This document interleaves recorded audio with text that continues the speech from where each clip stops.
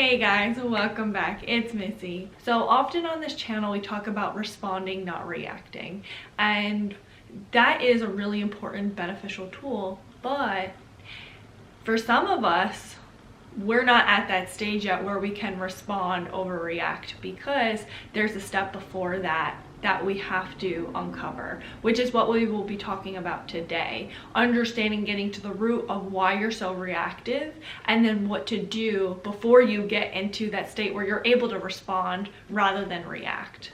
But before we get into today's video, if you're new here, welcome. My name is Missy. I am a life and relationship coach, and on this channel we get to the root of the issue. We learn how to heal and deal. So if that's your thing, go ahead and hit that subscribe button. I would love for you to be a part of the fam. And if you already are a subscriber, I appreciate you so much. Also, if you are interested in any of my coaching services, I will leave it in the link down below, which you can go ahead and check out. Let's get into today's video. So why are you so reactive? Let's go through a little scenario. So if you are a child of a narcissist, if you had a narcissistic parent growing up, then you often dealt with a lot of gaslighting followed by love bombing. And so when you deal with that, you are in a constant negative feedback loop and you are always stuck in a trauma response. So what do I mean?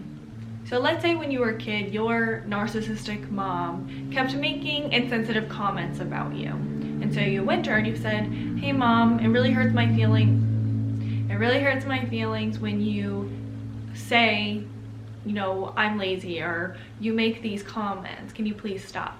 And your mom goes, "What are you talking about? I don't make those comments. Why would you even say that? All I do is try to be the best mom that I can be." And then you'll get on the defense, or you'll respond however you're responding. Maybe you'll get really nervous because you know that it's going to be a big blowout. Maybe you'll go into a fawn response where you'll start people pleasing, or you will feel like immediately like you were in danger and you need to protect yourself. Or you may get very angry and irritated that she's saying these things because you know that she says these things, and then maybe you'll try to reason with her. Or you may, start to fight her back and it'll turn into this big ginormous fight. So then your narcissistic mom may continue on and try to punish you for what you had said, and then all of a sudden it turns into, like, I would never do that to you because I love you so much, and like I try to be a really good mom to you, and I feel like I do all these things, and don't you ever say that again. Then you are sitting there feeling guilty, like, oh man, like I shouldn't have reacted like that. I'm such a bad kid. And then you feel terrible afterwards, even though it was very much reactive abuse. So while you're sitting in that guilt and that shame, you are shifting all the blame on yourself and not a lot on your narcissistic parent, and you're questioning yourself and you feel terrible that you responded that way, and you don't understand why you keep reacting this way. So that is the negative feedback loop, the trauma response you get stuck in. Now, what happens with that when you deal with gaslighting as a young person, it then gets stored in your limbic system. Your limbic system is it's in control of your fight, flight, and freeze, and your amygdala and your hippocampus, which all have to do with storing your memory and your fear response. So what happens when you go through something traumatic is your amygdala is like, okay, keep note of that. This is how we need to respond. So that's why you'll respond that certain way. And this is something we have to be aware of that's dangerous, and we need to store it in our memory, in our hippocampus. So that gets stored in your limbic system. So literally imprints of memory of when these things happen, this is how you're supposed to respond. And it has now formed a neural pathway in your mind of, okay, this is how we deal with the situation. It's your roadmap now. Now, when you go into a relationship with a narcissist, or you still are dealing with that narcissistic parent, or even you may notice, even if you're not dealing with a narcissist, you may be just very reactive in general when you're triggered when something that is similar to your narcissistic parent or the memory or your narcissistic partner, when you're triggered, you will respond that exact same way. And that is because It is imprinted. Your brain is like, okay, we have to respond this way to protect ourselves. You're in a trauma response. It is in your limbic system, in your brain. That is why you can't stop reacting.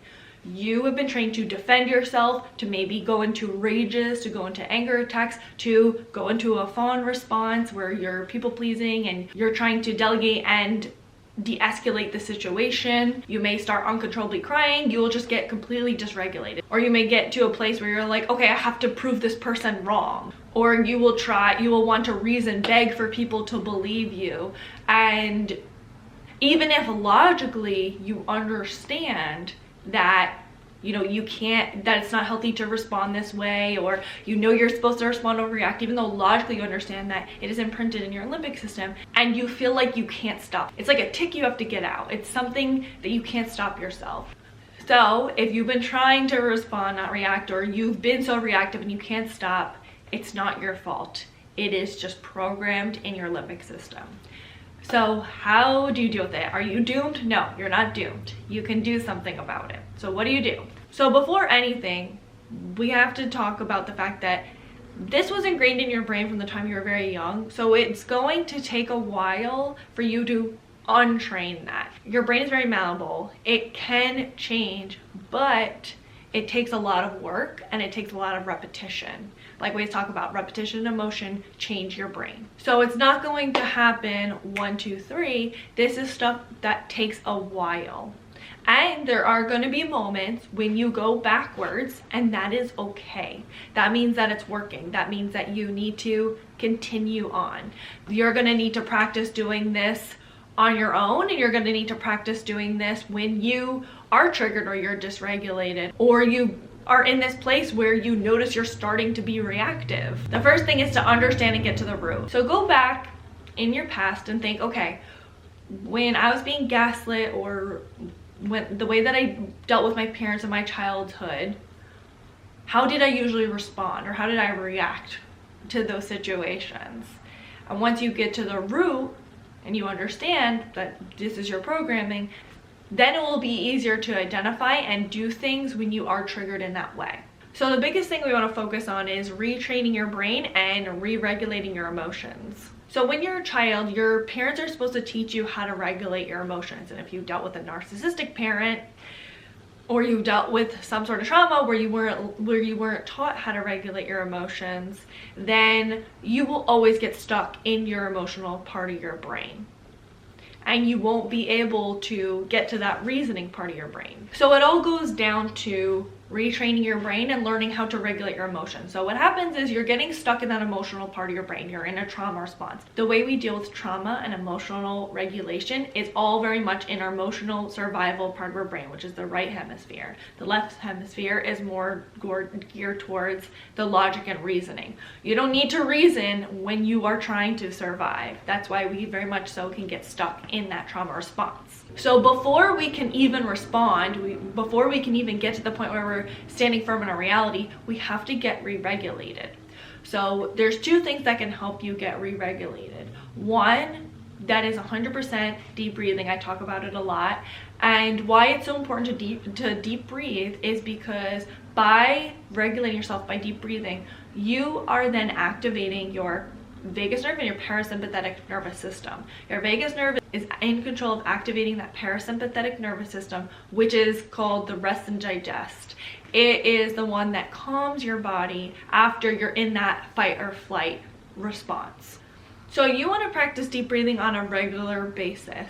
You want to practice it when you first wake up. You want to practice it in moments that you are triggered. And I'm not saying necessarily when you're in front of the narcissist. I just mean in general, everyday life. If you are someone that struggles with emotional regulation, just practicing that deep breathing multiple times a day. Just practicing learning how to breathe, deep breathe, to get yourself in control of more of that parasympathetic nervous system.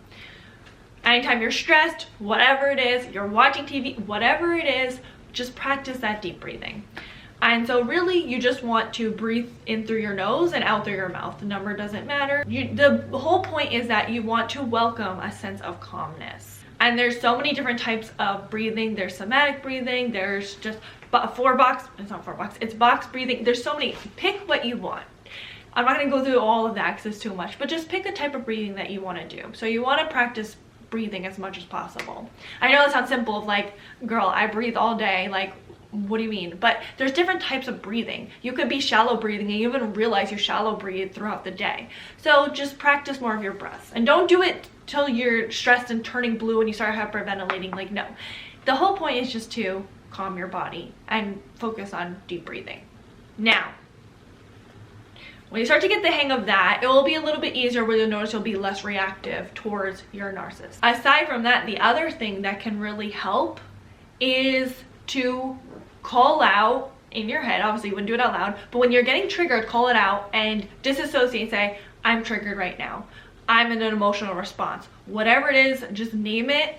So that way you disassociate and you're like, okay, I am not this reaction right now. I notice it's coming, but I am not this thing right now. Once you do that, you're less likely to start to emotionally react, because you're calling out for what it is. You know what's going on. And that inner dialogue is so important for you to constantly have these conversations with yourself, because when you're dealing with a narcissist, or you're dealing with anyone where you're getting to that reactive stage, everything goes out the window. Reason goes out the window. Everything is gone. So you want to recognize the first sensations, the first signs that that is happening. Like, maybe you notice your heart starts to race a little bit. Maybe you notice that you get like a tick in your back, whatever it is. Recognize that sensation and call it out. Or you notice you're starting to get into that state where you're like, okay, I want to explain myself, or whatever it is, I need to defend myself. Recognize that, call it out. Then you can practice taking some deep breaths, and it could be literally 2 breaths, it doesn't matter, just as long as you're doing some deep breaths to be like, okay, I'm here. That could still be beneficial. I know this all seems weird because you're dealing with it in a state where you're dealing with gaslighting or being yelled at, but it's super important that you just take your time, because anyways, the narcissist normally just likes to talk and talk anyway, so you probably have plenty of time. So just take that time to deep breathe, call it out, I'm being triggered, or I notice the sensations going on, I notice I'm going to react like this. Call it out, have that inner dialogue. Then once you have that inner dialogue, then that is when you will get to that place where you can respond and not react. That is when it will be easier for you to stay in your reality of like, okay, I notice I'm going to respond the same way I did as a child. I don't need to do that anymore. I'm okay. I am safe. Using all of that type of language can help you so you don't go to that state. Thank you for protecting me, limbic system. I got it from here. Everything's going to be okay. And the more you do that, the more you're going to train your brain and place a new memory in your amygdala and your hippocampus, so that way you don't react in that way that you used to have to react as a child. Because when you're a child, you have to give up yourself in order to survive, so you have your parents so that they meet your needs. Now that you recognize you're not in that state anymore, you're not a child anymore, you're not this helpless child, you can meet your own needs, then you won't be in that trauma response, because you're not actually in danger. You're being tormented, but you're not in actual danger. So those are the main things you want to focus on: deep breathing, learning to regulate your emotions, having that inner dialogue, and calling out when it's happening. And then that is when you can stand firm in your reality and respond and not react. And like I said, this takes a lot of repetition. You need to do this outside of when you're triggered.